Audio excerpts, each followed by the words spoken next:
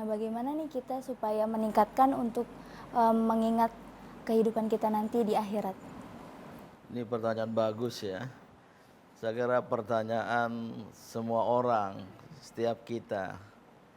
Kita ini sering terjebak dalam kehidupan sehari-hari dengan kehidupan duniawi kita.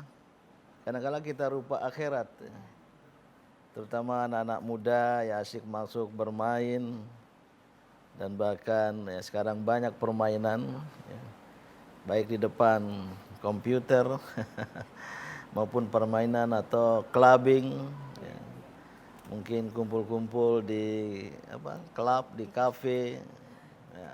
Tapi yang tua-tua juga sering juga kumpul ngopi ya. Ya. Kadang-kadang saat itu seperti kita ini menggenggam dunia gitu ya. Seperti kita ini hanya memiliki dunia ya, dan hidup hanya kini dan di sini. Ini sebenarnya pandangan sekularis. Pandangan sekuler ya. Sekuler itu artinya secara harfiah dalam bahasa Latin seculum itu kini dan di sini. Maka sekularisme paham yang meyakini bahwa hidup manusia hanya kini dan di sini. Sementara tidak ada nanti dan di sana. Nanti dan di sana itu ya, itu adalah keyakinan keagamaan. Bagi dalam Islam, iman yang paling penting iman pada Allah dan hari akhir. Al-imanu billah wal yaumil akhir. Karena ada hidup nanti dan di sana. Ini bedanya. Ya. Orang yang beragama dengan orang yang menganut sekularisme hanya hidup kini dan di sini. Sebagai akibatnya dia bebas sebebas-bebasnya, terjebak ke dalam liberalisme. Sebagaimana kebanyakan manusia modern dewasa ini. Nah, bagaimana caranya? Ya. Sebenarnya kalau kita yang beragama Islam, ajaran Islam, terutama ibadat dalam Islam itu ada yang mengingatkan kita akan akhirat. Mengingatkan kita pada Allah. Itulah sholat. Minimal ya, yang wajib 5 kali sehari semalam, bisa ditambah dengan yang sunat. Minimal 5 kali sehari semalam kita mengingat Allah gitu. Hayya 'alas shalah. Mari sholat. Itulah momentum kita untuk mengingat. Pas kita lupa, diingatkan. Supaya kita jangan lupa terus-menerusnya. Gimana itu, Dr. Saiful Bahri? Itu saya ingat pesannya Imam Al-Ghazali Imam Al-Ghazali. Ya, dalam Ihya-nya.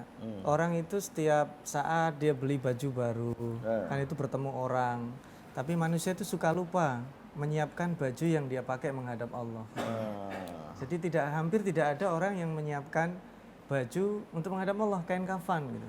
Pada takut, Pak. Iya, pada takut sih harusnya. Saya kira kita semua belum menyiapkan kain kafan. Itu Khalifah Turki Utsmani Muhammad Al-Fatih, mahkotanya besar, itu rupanya kain kafan. Sehingga dia bilang ke panglimanya, kalau saya mati dalam bertugas tidak usah jauh-jauh, langsung buka mahkotaku, kuburkan aku dengan itu. Jadi salah satu caranya mengingat kematian yaitu menyiapkan kain kafan. Ini cukup ekstrim ya. Sementara kita nggak ada yang mau menyiapkan kain kafan ya. Bahkan dalam rangka Lebaran nanti di akhir Ramadan ini yang disiapkan bukan kain kafan ya. Disiapkan baju lebaran. Kan ada ungkapan ya.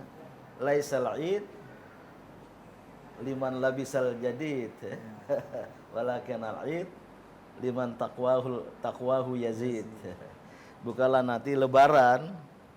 Ini Kang Ade jangan ingat lebaran, masih jauh. Masih lama deh. Ingat masih lama. Bukan dengan baju baru.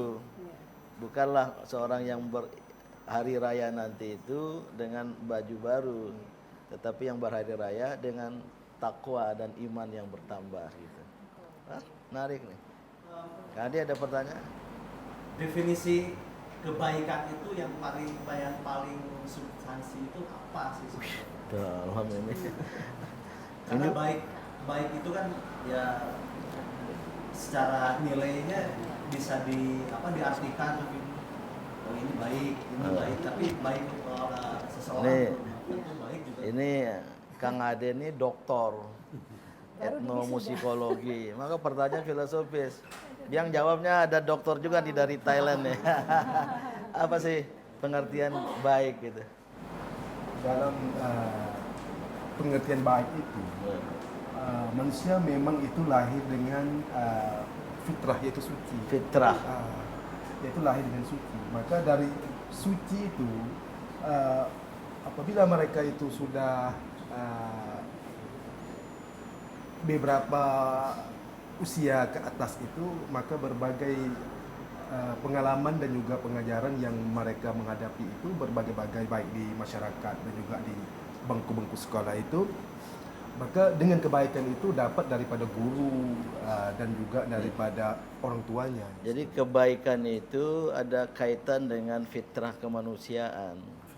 Kita manusia ini terlahirkan dalam atau di atas fitrah, kesucian dan kekuatan. Mungkin nanti akan kita dalami itu, Kang Adi.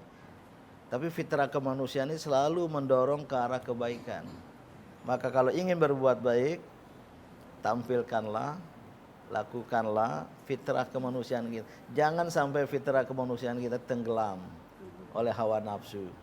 Nanti Idul Fitri adalah orang-orang yang kembali dengan fitrah kemanusiaan sejati. Nah, baik inilah yang merupakan bekal kita untuk menuju akhirat nanti.